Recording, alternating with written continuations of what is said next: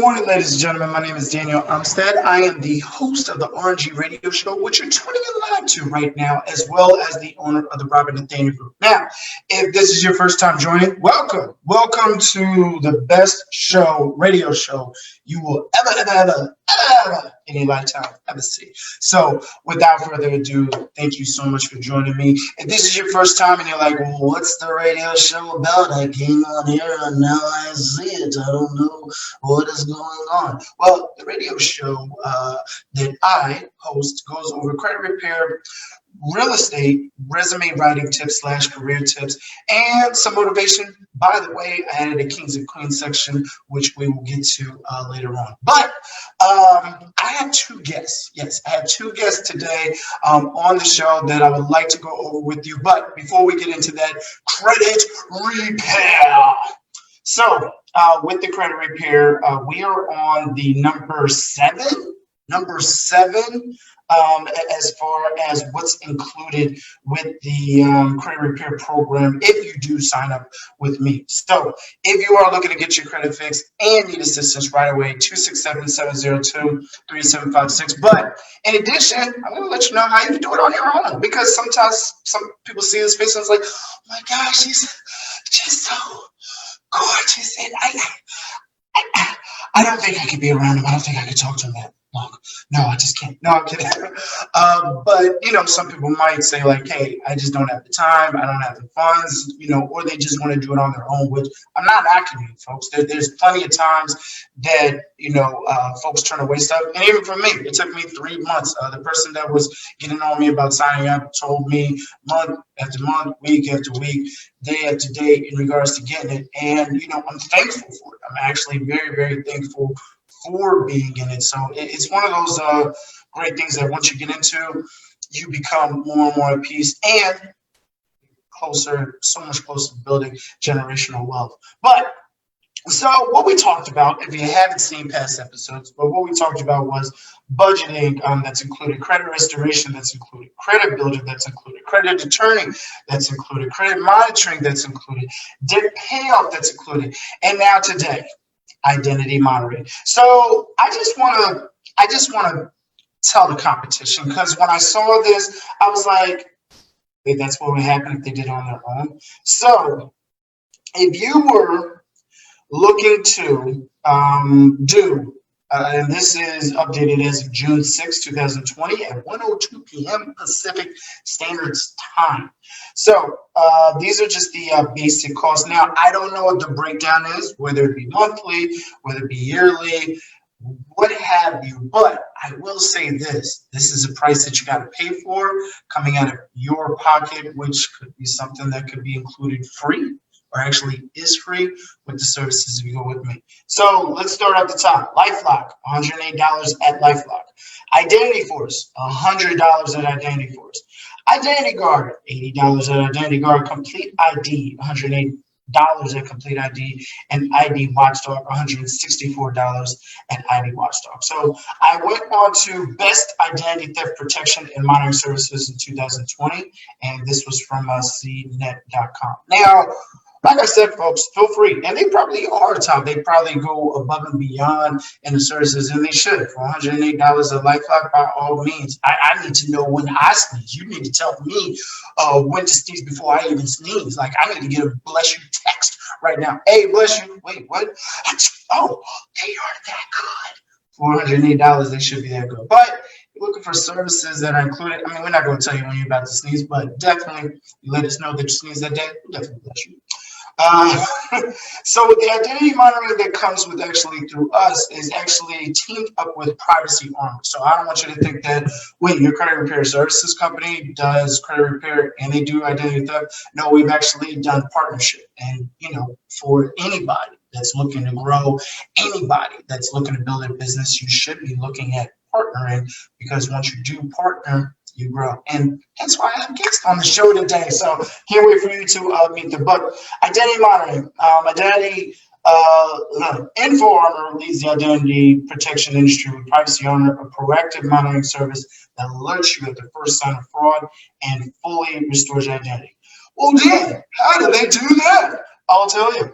So In the event of fraud, you don't have to figure out what to do or even do it.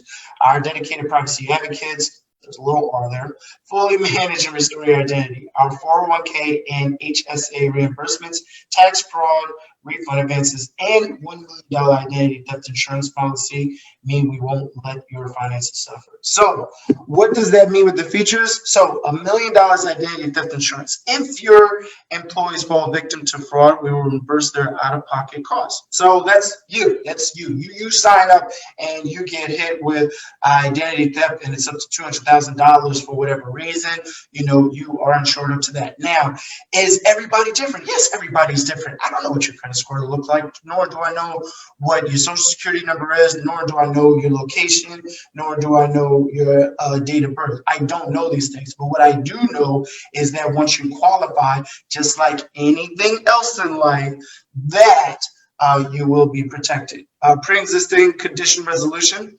If a participant has a pre-existing identity theft issue, we will honor the full benefits of membership at no additional cost. Wow, there was no R or asterisk or little T marker to say like, hey, if you qualify. It literally says if a participant, that means if somebody signs up today for the credit repair program through me, 267-702-3756. If a participant has a pre-existing identity theft issue, we will honor the full benefits of membership at no additional cost. Wow. Enhanced identity monitoring, our proprietary monitoring platform detects high-risk activity to provide rapid alerts at the first sign of fraud. Oh, so they do tell you when you're about to sneeze. See, I told you. No. On alerts, once we receive a participant's social security number, told you need that social security number.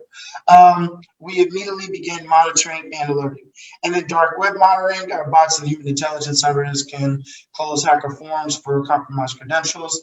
High risk transaction monitoring, privacy armor alerts for non-credit based transactions like payday loans, student loan activity, and medical billing.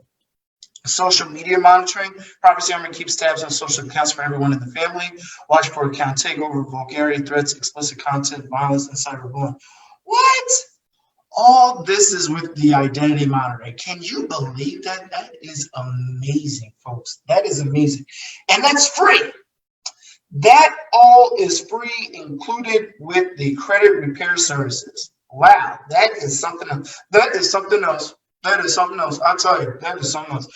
So to move on with our show, I wanted to go over some resume writing tips for you. I went on Zety.com, Zety.com, and a young lady had put up about 45 tips. Natalie Sever. Now, this was done actually recently as of, May 29th of this year. But Natalie talks about 45 tips.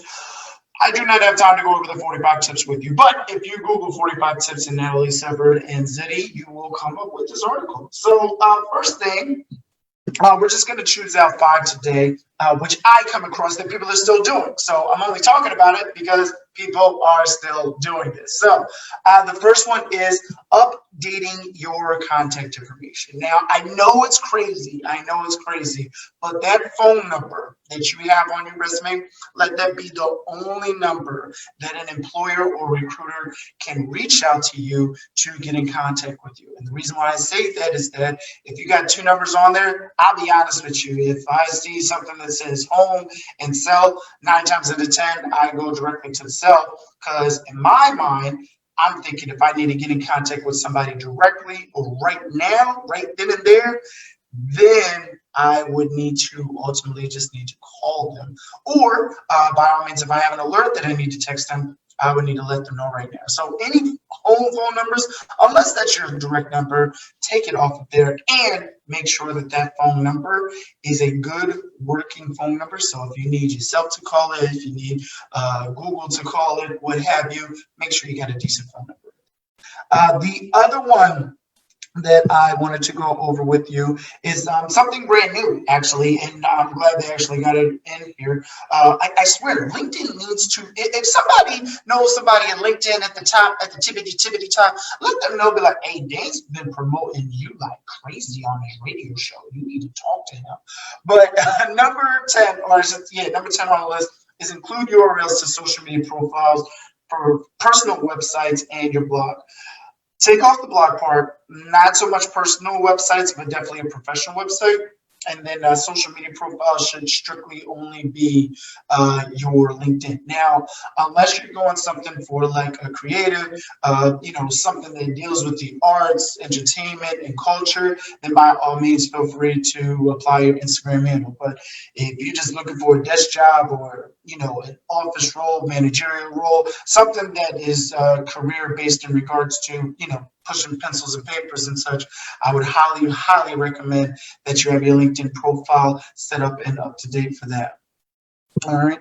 The next one that I wanted to do down, and a lot of people just don't do this. I don't know why, but they just don't do this. Consider putting your education section first. Now, whether you've taken anything past high school, and I don't care what year that you did it, but anything past high school, especially if it's recent within the past 10 years, I would even say make sure that that is at the top of your resume, because a lot of these jobs nowadays look to see like, hey, you know what? All right, this person got 5 years call center experience, or this person got enough experience to get them to the next steps, but where is their education coming from? So seeing education first on a resume might pique an employer's interest, because you got to understand, you need to catch our eye within the first 6 seconds. So if we see that it's like, hey, oh snap, this person did some college coursework at the local community college. Oh, awesome. Oh, and business administration.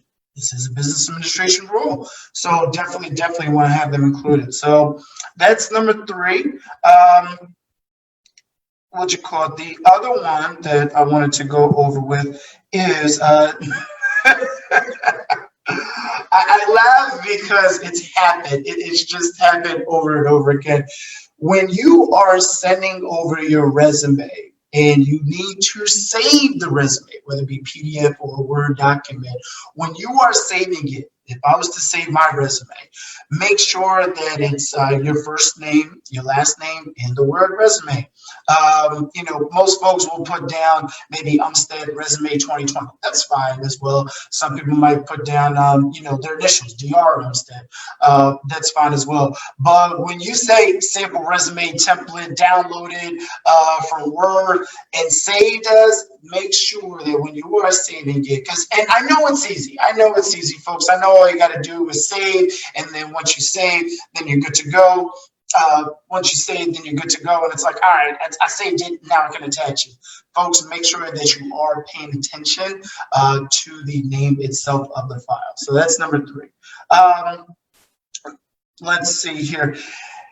Explanations for gaps in your career history, folks. So one of our clients and one of our vendors, they ask us, they say like, hey, before you send over any resume, we need to know what's going on in between their careers. Now, for me, and I typically do it for every single resume that I submitted over, because one, if you were on medical leave, if you were on personal leave, if you had a baby, if you didn't have a baby, you were just being lazy, nobody needs to know about your personal life in regards to that. So 9 times out of 10, when you are in between jobs, you are looking for employment, whether it be actively or inactively. Because I'm pretty sure if you're working at a job making $14 an hour and somebody says, hey, I got a job doing the same thing, making $28 an hour, would you be interested? You're not going to say no, especially if it's doing the same exact thing. So explaining your gaps in your career history, by all means, just put down seeking full-time employment. Now, if it's something in regards to, and this happens, whether you're incarcerated or, there was a long-term medical leave, then by all means, every person is going to be different when it comes to that. So if you need assistance on that, give me a call, 267-702-3756. And let's hit you with a last one. Oh, the jargon. Oh my gosh, the jargon. So I get so many people that put down like, oh yeah, I was in charge of the PPTs along with the TTS. And then I don't know if you noticed this, but I trained everybody on the SOPs. And it's like, wait, what? To the what? What? How? I don't even know what that is. I don't even know what that is. I do know what SOP is, standard operating procedures. But to the normal eye or somebody that's looking at this, especially if it's somebody who's been going through resumes back to back to back, seeing abbreviations or jargon that isn't keen or normal to folks tends to get wiped over. It's like, wait, what were they doing? I I don't know. I don't know. My brain hurts. A person, and at the end of the day, a person shouldn't have to Google your resume in order for it to make sense. Now, what I do is definitely Google the company. So make sure if you are putting down a company, and that's just an extra bonus too, if you are putting down a company, make sure it is a company that can be searchable. Because if I definitely have said like, no, that's not a real job. No, that person never worked there. That is really, really made up because it only takes 2 seconds, folks, to put your information business on Google. So if it takes 2 seconds for an entrepreneur to do so, and if you need tips on that, hit me up 267-702-3756. But outside of that, if you're just doing it, if it's a company that you said that you work for and really don't have that substance to it, by all means, make sure that it is, or tell that owner, hey, listen, do you need me to add a Google instance so that way when somebody looks us up, they're not looking at me like, you didn't work there. Is this company real? Did you work for Willy Wonka? Where's your parents at? So taking all that in consideration, folks, when you're doing a resume, like I said, there's 45 additional or 39 additional tips since I gave you a bonus one. I'm pretty sure that one is on here. Miss Natalie? Natalie, I already forgot her name. Yeah, Natalie Suber seems like she knows what she's talking about. So before we get into the real estate tips, so if you need assistance in writing your resume and you need to contact somebody for free advice, 267-702-3756. I'm dead serious. Now, folks, I will be honest with you because I'm trying to get guests on the show. In addition, I got a job myself. I want you to please be patient with me, but I definitely will get back to you within 48 to 72 hours. But if you're looking for free assistance, I'm your guy. All right, Investopedia.com talks about tips for succeeding as a real estate agent. I love this article because it was actually published on April 30th of this year. So this was like dead in the middle, COVID and all that going on. So I'm just going to run through these and tell you which ones that you shouldn't do, because already the first one, I'm like, wait, what? Advise clients on mortgages, market conditions, and pricing. No. Your job title is a real estate agent or realtor. Nothing coming out of your mouth should be, oh, this is how much the mortgage will be. Oh, this is how much the pricing will be. Now, don't get me wrong. If you came from the mortgage loan industry, you might be tempted to do so. But the best advice that I got from my mentor, Teresa Keller from EXP, yes, EXP proud, folks, from her was that, listen, I don't care what you know when it comes to mortgages, because she came from the mortgage industry and she's been in the industry for oh so long. But she told me, she's like, listen, leave the experts to the experts, because at the end of the day, people are going to be looking at you, especially when it comes to closing table, saying like, whoa. Dan said my mortgage will only be $1,100. This is $1,101.19. So here's the time, guys. I don't know what to tell you. So maybe you should have did better research. I don't know. I guess there was some miscommunication. Has it happened? Yes, it has happened. It happened many, many times. So I remember a story of one realtor telling me, not through EXP, but he's still awesome. I remember one realtor telling me that a person didn't close a deal because the woman's name was misspelled wrong. And it was by a letter, green, but she spelled it without the E. But the other agent had, when they were filling out the form, spelled it with the E. So they decided to rip up the contract because they couldn't get the name right. So definitely attention to detail matters. Advise sellers on how they can make their homes more attractive to buyers. Definitely. Compare properties in order to determine fair and competitive market prices. Folks, if your realtor is not doing your comps for you, they need to hit the road, because they need to be letting you know, hey, this is how much this house is worth compared to the house that you want. Or with selling, this is how much this house was worth when it got sold compared to the house, to your current house that you're selling. Generate a list of appropriate properties for buyers based on the price range and needs. Now, agents, please don't feel like you got to go crazy and send them like 10 to 15 listings, because at the max 3, honestly, at the max 3, show them 3, but they should be coming back to you with the feedback, because what you don't want to do is send them 10 and they're like, oh, I like this one, this one, this one, this one, this one, and that one, and this one. I didn't like that last one. And then you're scrambling trying to figure out, like, well, what was in the first 7 to 8 ones that they like compared to this last one? Because this last one looks exactly like the other one. So when you're sending over comparative listings, make sure it's like at a maximum of 3. Guide buyers and sellers through the transaction. By all means, you should. The transaction is part of the money that you get. So you want to let them know, hey, for the inspection, this is this. For the appraisal, this is this. Hey, if you're looking to sell and need some plumbing issues, you're going to need to contact this person, so on and so forth. Manage your list of contacts. My agents, my fellow realtors, I don't care if you're using Google, Excel spreadsheets. You need to have a database where you are contacting and following up with individuals. Mediate negotiations between buyers and sellers. You should be doing that already, because money's involved. Prepare and submit all required paperwork, including various contracts. Just make sure you got a checklist, folks. Build up your checklist as far as what you need in order to sell a house, so make sure you are doing that properly. Promote properties through advertising, listing services such as MLS and open houses. Here's the thing, there should be no limit. We live in a world where somebody out in Dubai can buy a house out in Philadelphia. So please don't think that it's like, all right, well, if I just put it on the MLS, I'll be good to go. No, do a video tour, do the open houses, especially now that the ban has been lifted for real estate to pretty much get back in there. Into the home. So please make sure that you are doing that. Show properties to prospective buyers. If there's an option to do virtual tours, hey, offer that to them. Offer personalized videos, especially if you're talking with the agent and it's those high-priced homes.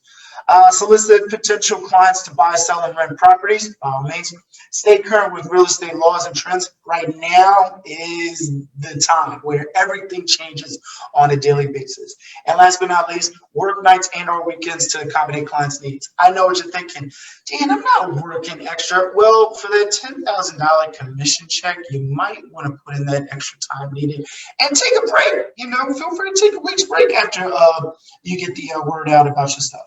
Now, my kings and queens section, and then we'll wrap it up here. I want to thank you so much for being on the show here. I have Stephen Canals. I hope I'm saying that last name correctly. So Stephen Canals is the co-creator and executive producer of Pose. So if you looked at Pose is the documentary on Netflix in regards to the LGBT community, but it is a musical. It's a really, really good art. And let me just go over the blurb here real quick. So Stephen Canals got the idea for Pose 15 years ago. 15 years ago, folks. My man is around the same age as I am, but 15 years ago, he got this idea after watching the Ballroom documentary, Paris is Burning in College. Now, I apologize. This was a documentary word. We're going to get into Pose in a second. So though he immediately wanted to bring similar stories to the screen, Canals wasn't sure he would be able to make it happen. Despite having a successful career in higher education, Canals took a chance and moved to LA to pursue a Master of Fine Arts in Screenwriting at UCLA, where he began working on Pose. That is amazing. Now, Pose, because I had pulled it up here real quick, it is set in the 1980s and Pose is a dance musical that explores the juxtaposition of several segments of life and society in New York. The ball culture world, the rise of the luxury Trump-era universe, and the downtown social and literary scene. So definitely check out Pose. It is available on FX. Be sure to check it out. And then what else is there? Yeah, so check out my man Steve Canals show, Pose on FX. And last but not least, folks, you know that I like to get you some motivation to get you started on the day. And this actually started this morning. I'm just calling him cousin. One of my cousins texted me this morning in reply to my story. in regards to discipline. During this time, you should be coming out with a skill, trade, or discipline. And family member was like, yo, I got everything but the discipline. And for you, for those listening at home, for those watching the show, understand this. It's every day. It's every day. Today happens to be Tuesday? Yeah, Tuesday. Today's Tuesday. I'm like, wait, tomorrow's Thursday. No, wait, tomorrow's Thursday. No, today's Tuesday. So you got a brand new day. You got life right now, folks. You got opportunity. So understand that what you do today, what seeds you plant today, 10 years from now will grow. This video right now, 10 years from now will grow. The people that I interviewed today, 10 years from now will grow. It's the seeds that you place down in life. Please don't think that, I'm about to blow up as soon as I get this video going. I'm about to blow up as soon as I put up this post. There are things that you must continuously do in life to create stature and build up for yourself, to create generational wealth for yourself. And even if you don't have any kin that's coming after you, please understand that people are looking up to you. We talked about this during the interviews, and that's another reason why I bring it up. Hey, who do you look at as a celebrity, as a parent, and why would you pick them? So Michelle Obama, I'm pretty sure there are families across this globe that are like, oh, mom? Oh, that's my mom. I don't know, or auntie, but she's definitely not that old to be called grandma, but definitely folks already consider her family, even if they've never met her, even if they've never come in contact with her. So please don't think that what you're doing is not affecting the world, is not affecting somebody else. So, and you're still helping that generation to get to where they need to be at. Maximilian pointed it out, he's like, Jay-Z has pointed out ways for me to become wealthy, ways for me to continue on this journey. So, and I mean, eventually in time, definitely, I hope the opportunity comes for both of them to meet their parents. But in the meanwhile, I want people to realize, like, hey, what you're doing in your life, what you got going on right now needs to continue on, because people are looking at you, people are watching you, and people are paying attention to you. So with that being said, continue on, continue to grow, and you're going to do amazing things. And with that being said, we are wrapping up here right now. I want to thank you so much for being here today. And as always, you know what I'm going to tell you. Stay blessed, my fellow millionaires. Have a great one.